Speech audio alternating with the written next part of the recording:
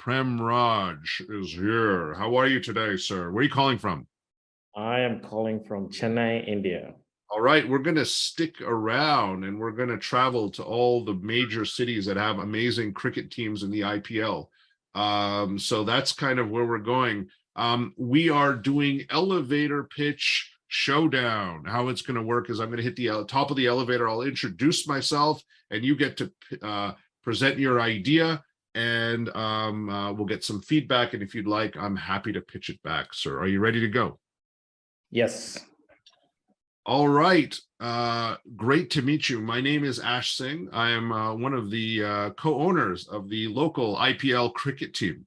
And we've made a lot of money in cricket, and we're now looking to invest in startups. Tell us a little bit about PivotXL and what you're working on, sir. Go ahead. Sure thing. Actually, 90% of the world's data was actually collected in the last 2 years. Organizations are collecting data at an enormous pace, but the problem is they still cannot convert it into financial metrics that they want, like profits, valuation, cash flow, so on and so forth. And this is where PivotXL comes in. PivotXL is a business financial planning and analysis software. We're starting off with the niche use case of budgeting for mid-tier companies that are primarily passing around Excel files. But this itself is a pretty huge market. We are targeting companies that have at least 100 FTEs. And if you just take our average customer value, this itself becomes a $12.5 billion worldwide market. And most of these companies have, either just using Excel or they've tried a Gen 1 solution and it did not work. We've completed our pilot with a shipping company out of Hawaii that for over 2 years, they've been used our product, and they gave us a great case study review and testimonials that we're using a Gen 1 solution, went with us, and have seen some tremendous improvement in their budgeting process. Excellent. How can I help you? What are you looking for? To be honest, I'm not really raising money right now, but let's say, my primary interest is in raising money to. In any way, is there any way I can help you, sir? Yeah, absolutely. So my primary interest is in growing my customer base. And so I'm interested in either in capital or strategic partnerships that with venture capitalists or financiers that can help me grow into this FP basis. Got it. Excellent. Thank you for sharing. So let's get some feedback on this, right? And again, part of this journey, as I've mentioned earlier, is my goal is to give you feedback from that investor or serious customer, right? There was a couple of acronyms you used, just so everyone else understands. You used the word FTE. Just explain what that acronym means. Full-time employees. Okay, got it. Because it means something different in different markets, by the way. So just keep that in mind, when you're when from an investment perspective. So I want to, here's my view, right? And as I was listening, and again, I'm assuming we're meeting for the first time. When we think about Excel has been around forever, okay? And there are some Gen 1 platforms that frankly haven't worked. There are people out there that kind of sell these sophisticated Excel templates, okay? There's all this noise out there. My question to you is, why does it not work? Why has Microsoft not solved this problem already? Or why did the Gen 1 people not solve this problem already, right? And what have you discovered? I wanted to know a little bit about your secret sauce. How have you looked at budgeting? Because when I think about budgeting, and you're an expert at this, but when you look at budgeting, there is a human element and a financial element to it too, right? Especially when you're dealing with budgets around employees and expenses and all of these other elements. And so for me, my question is number one, why has it not worked? Number two, how have you approached it differently? And number three, how have you driven better results with this prototype or this first customer in Hawaii?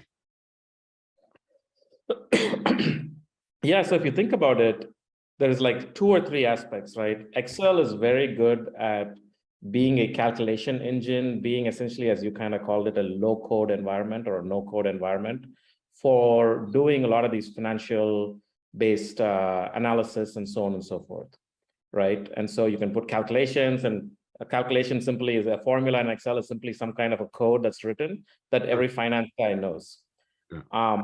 But Excel is not a great database. Excel is, in fact, not a great database at all.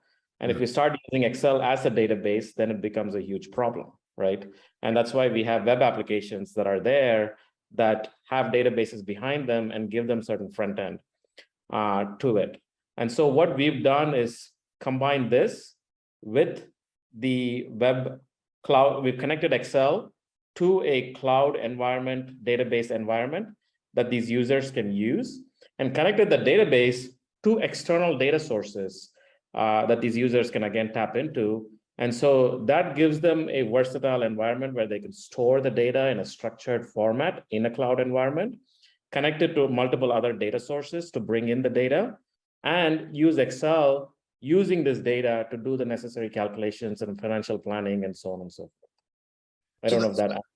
So that raises a very interesting point. Is it safe to say, and again, you're the expert on this, is that part of the fundamental problem around succeeding in information and budgeting and financials is the fact that for the last, I would say, Excel actually wasn't the first one, right? I mean, there was Lotus Notes, and there was, we're aging ourselves now, right? So for those of you that are here, and there was software before Microsoft Excel by WordPerfect and Lotus, right?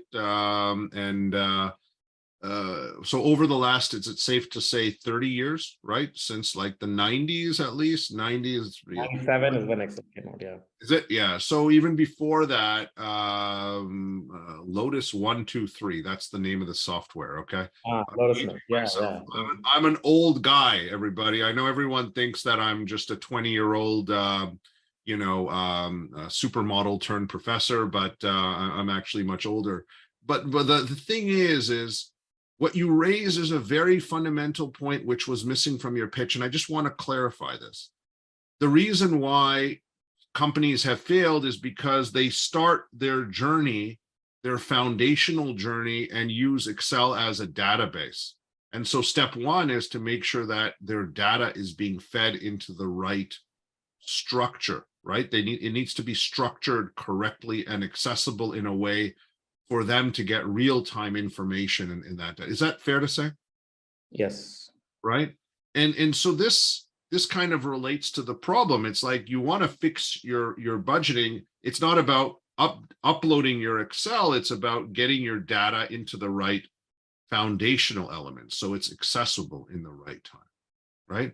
If you want to be able to improve your baking habits, you have to go back in terms of the dough, right? You got to go back to the ingredients and make sure that you've given the dough enough time to ferment or whatever, right?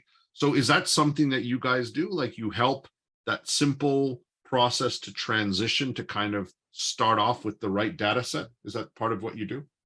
Yeah, in fact, actually, that's how our, after our initial pitch, when they say they were doing our first conversation becomes, okay, so this is what you've been having this haphazard process with Excel. How do we structure your data in a way where we can now, use Excel just as a view layer, like use as a front end layer, but the data is all in the cloud, right? So that is our first step, really. Sure. And how, if you structure your data correctly, how does this impact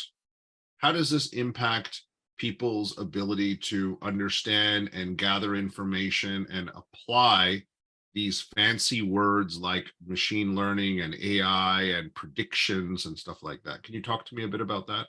Because for me, it's about if you structure your data correctly and then you add the PivotXL, I would, as I'm listening to you, it's like, okay, what we do is we structure your data correctly, and we structure your data as it should be structured in 2022, not 1982. Okay. Is that fair to say? Right. Mm-hmm. And through that journey, you're going to be able to get your basic budgeting components together, but you're also able to drive better results in terms of predictions, right? Because when I think about budgeting and predictions in 2022, it should be about smart predictions. It should be about being more accurate in your budget predictions, right? And so that's kind of where I wanted to come out from this. So can you talk to me a little bit about that as well? Yeah, I mean, you make a very good point. So if you kind of take, let's just take one simple thing, profit and loss statement in a financial statement, right? And you say, hey, I want to improve my profits.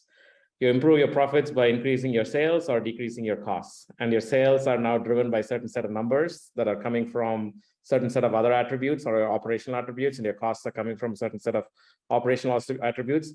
Each of these things are coming and adding to your P&L statement, right? So let's say you structure your data where you're able to set up all these things correctly, and you say, hey, this is what my past has been for each of these things, and this is how they've added or multiplied into this. Now, let me tweak some of these numbers and change some of these numbers. How is it going to look like for scenario A, for scenario B, for, this is this thing, that thing, so on and so forth, right? So once you essentially kind of built that structure around it, and you inputted your past data, and then you can add in some AI for external factors or things like that. You have n number of scenario plans that you can do. You can predict your future much more accurately. You can see where you are going in your trajectory.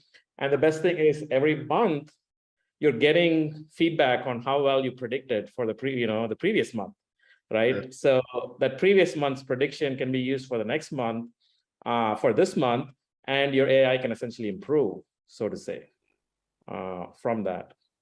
I'm thinking out loud, let's just use a real life example around this, right? Because external data and information is important. I feel like when it comes to budgeting, right, there are certain things that we're really good at, humans are good at. There's things that they're not good at. And actually budgeting is not something that the humans are good at, right? They want to be. We want to be, right? We're also not good at losing weight, right? We want to lose weight, but we don't lose weight. We want to go to sleep on time, but because of Netflix, we stay up. But coming back to what you're saying, I feel like, again, when I'm listening to you, there's something that you're trying to say that's magical. That's magical. And it didn't come out yet. And I need it to come out, because when you speak to the universe about this, whether you're raising money or getting capital for marketing or partnerships, but is it, if I'm running in the last 2 years, okay, if I was a transport company, okay, that buys used cars, okay, and uses gas, and all I transport is wood, okay, lumber, okay. I'm using these 3 elements as an example specifically because wood prices, timber prices, went up, right? Used car prices, right? I'm buying used cars, went up, right? And gas prices, obviously, around the world, have gone up, right? The idea of being able to leverage outside variables into my model, right? And help in my prediction, okay? As well as being able to benchmark other companies, right? Yes, I have, how am I doing relative to others, right? Is my cost of acquisition okay? Is my churn rate okay? But the 2 questions I have, number one is that idea of outside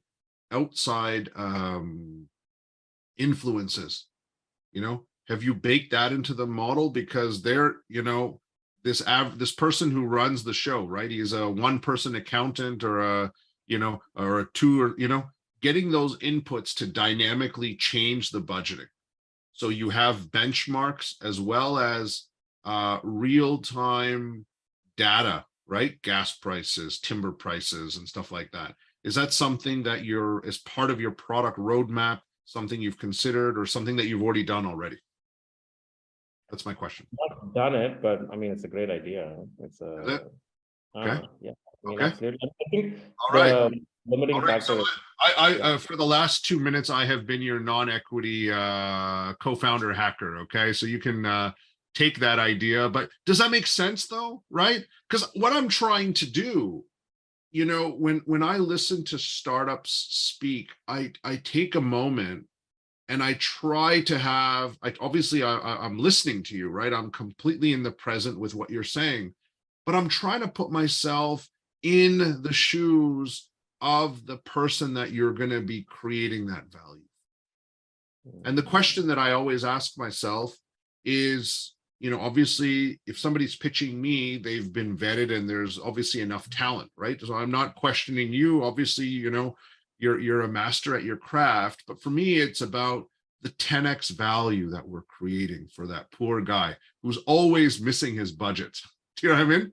And so I recognize the new elements. What I was sharing with you is kind of that big picture, right? Where you can build the scenario planning, but what it should also be doing is getting outside data information, plugging it in, and also benchmarking. Because at the end of the day, the finance guy, when he's speaking to the owner of the company, right, the CEO, they just want to know that they're doing okay, right? It shouldn't be like, financials shouldn't always be going down, right? You shouldn't correct me if I'm wrong, right? You shouldn't always be cost cutting, right? Because effectiveness and efficient, being effective isn't always efficient, and being efficient isn't always effective, right? So you need to know what the balance is, right? And we all deal with it all the time when the CEO just goes crazy because, but they need to know the benchmark and being able to bring data in from these sources, right? And then life is beautiful. Budgeting suddenly becomes a fun task.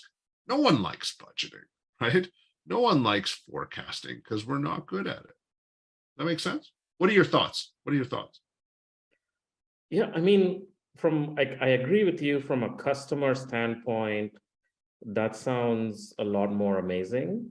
I'm just thinking from a product as a hacker. I'm just thinking from a product standpoint. How to do it. Yeah. Well, that's the fun part, right? When you run an organization, you have three people. You have the hacker, the hustler, and the hipster.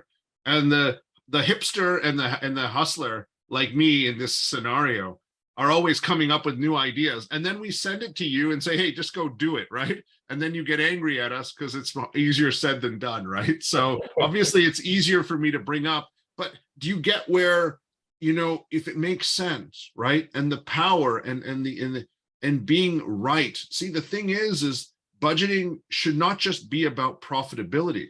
It's about being accurate, right? And that is kind of where the value, I think, comes from, right? When you think about month to month, right? It's about improving accuracy, right?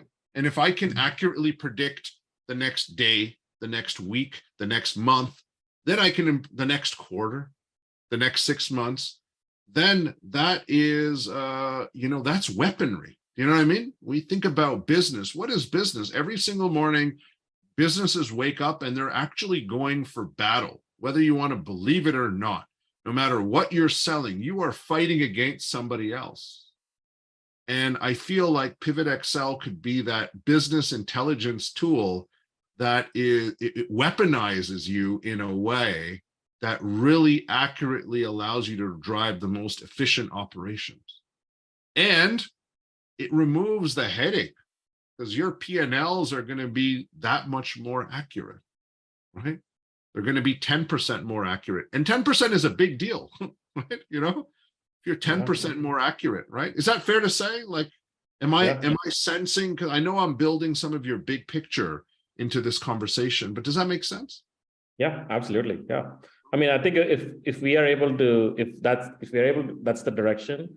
If you're able to get there, that's when this is just going to like shoot off, right? Like that's when, because it's like no brainer. They'll come in, they'll put in their industry, they'll put in where they're at, they'll put in some initial things, and then they'll get some initial idea on where they're standing, and then they'll add more detail and they'll get more ideas on where they're standing. So on and so. Absolutely. And that's, that's where you accelerate, right? That's, that's our job, right? Our job is to listen, interpret, and then with realistic, like what I'm sharing with you, obviously there's a development timeline and all this stuff for you, but it's not something that's way in left field. I'm not asking you to colonize Mars, right? Getting those data sources in and starting to think about that and driving accuracy, right? Improving accuracy is important, right? And how we create that cost advantage, and what that enables people to do is get more confidence in the money they're spending. And if you're more accurate in your P&L, you can spend more money, right? If you can spend more money, you can probably make more money, right? I mean, there's a natural thought process, right? You don't have to have those buffers, and you keep more businesses alive too, right?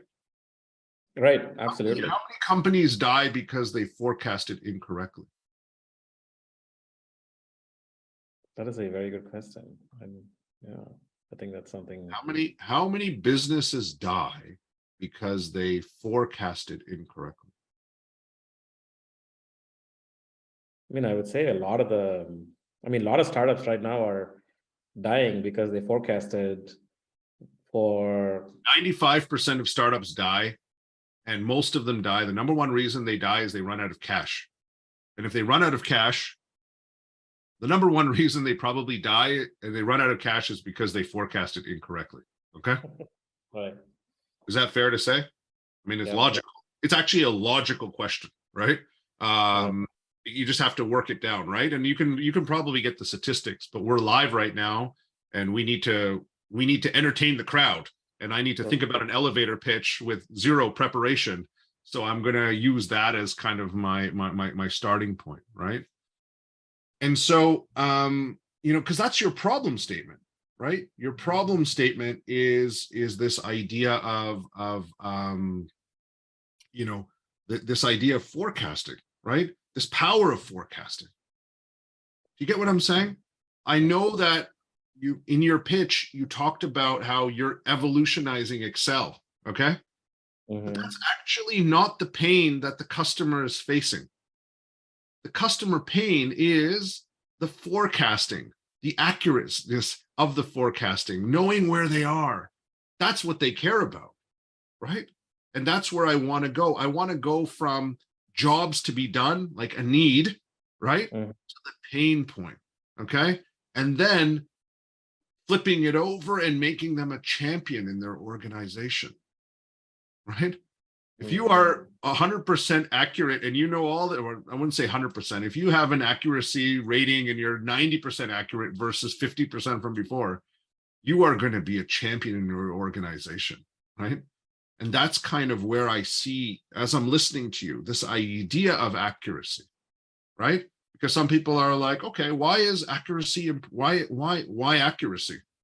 And then we come back to, why do companies die? How many companies die because they forecasted incorrectly? Okay.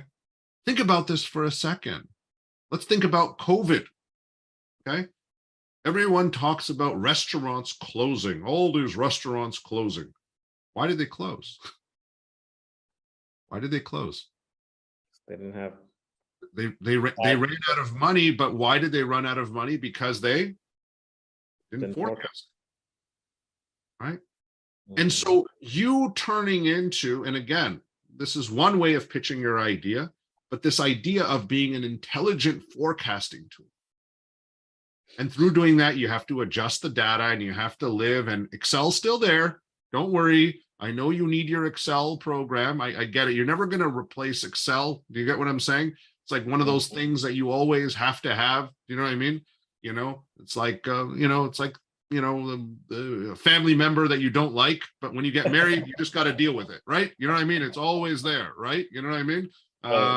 We all have them, right? For those of us that are married.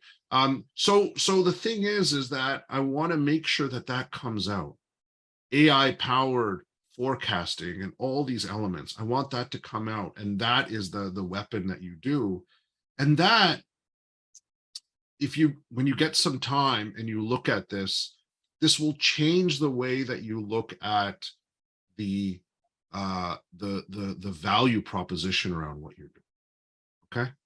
When you take a step back, you'll realize that when you take a step back and you focus on that value creation element, your pricing might change.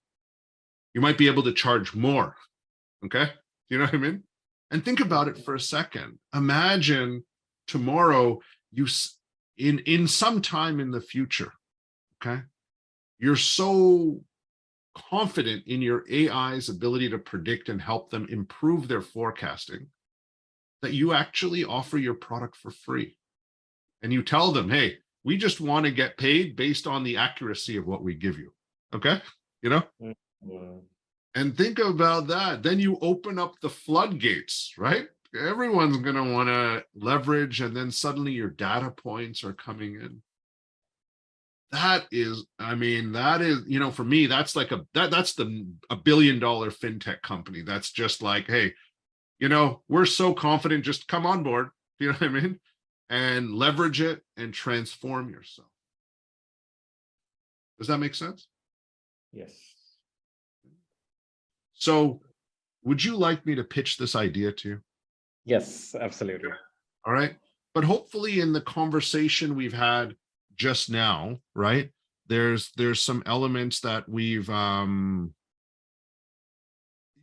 we've kind of thought about kind of how we're going to position this, right? You started off with 90% of data is been produced over the last 2 years, right? So lots of data, right?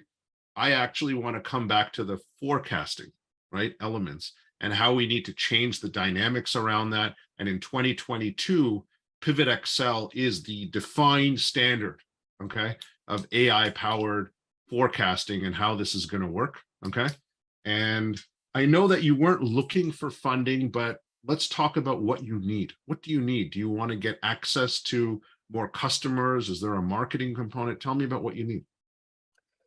Well, I mean, if you're doing AI-based forecasting, I mean, that kind of changes the whole kind of changes. Now I am looking for funding at that. Yeah. Well, there Uh, you go. There you go. Now, so part of this, so I'll tell you, I'll tell you what I did just now, okay? And I'll do your elevator pitch. But it's very important for you to recognize that I am actually not doing anything, okay? I am just listening to you. And the idea of AI powered forecasting, you would naturally come to this result. All we did was I went and I said, he's doing this well. If he does this well, what can he become? And if he does that well, what could he become? And what are the main pain points? Okay. And I switched to your problem statement. I didn't do anything. I just listened to you, but challenged you in terms of where I think the core pain is. And we went from, when you think about a customer, there's pain, need, and gain. There's companies that come to us and they just talk about gain, things that are good and nice to have. Okay. Right. It's like painting. It's like the color of the paint on a car. Okay. That's a nice to have. Right. Then you think about like the car itself, right? Point A to point B, that's a need. Okay. But the pain is making sure they show up on time for work and their kids are safe and all these other components. I just did the same thing with you. That's all. This is you. I'm just listening. Okay. So I'm going to pitch this idea. Okay. And what I am going to do is I am going to ask for some capital. Okay. Just to kind of drive these elements. You've already launched this product and you've had success with it, right? And so we're going to kind of work from there. Okay. What we'll do is you get to introduce yourself. You get to become an investor. Okay. Yeah, sure. And Christine, I'm going to require 63 seconds on this pitch. Okay. Right. Because I have to add in an extra sentence to this, but I want to have the same limitations that I put on you with me. Okay. Right. And so once you introduce yourself, Christine, you can start the clock once I start talking. All right. So over to you, sir. You can introduce yourself. Hi there. Hey, I'm a Singapore-based B2B SaaS investor, and I've invested in some AI startups, and I'm looking for the next big thing that can transform the B2B space. Excellent. Thank you, Mr. Premraj, for joining us today. My name is Ash Singh, and I'm part of the PivotXL team. As you know, we've talked and heard about the impact of COVID and how COVID has caused the shutdown of restaurants and so many different establishments around the world. And the reality around this is that almost half of their challenges could have been avoided. And it could have been avoided with better forecasting. You might know this, that over the last 20, 30 years, the way businesses forecast has not changed. It starts with a bad data set in Excel, and people go and they're sharing Excel files back and forth. And because they haven't evolved, it has led to a catastrophic impact in economies around the world. And so PivotXL is actually looking at this a little bit differently. I am a team of hackers, and we're approaching this problem in a different way. We have established a new data set of putting together information and collecting data a little bit differently. We're going to keep Excel where it is.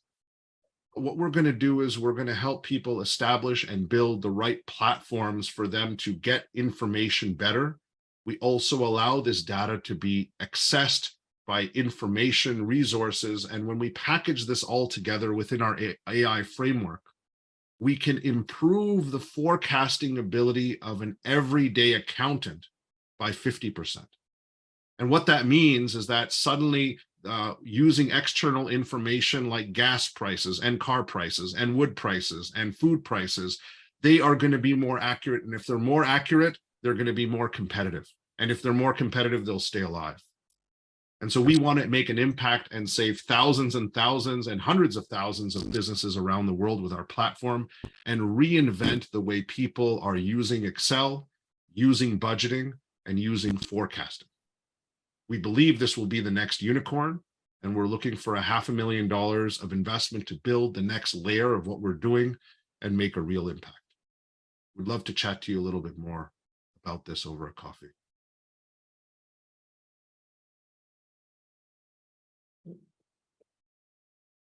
Okay, that's my pitch. That's amazing.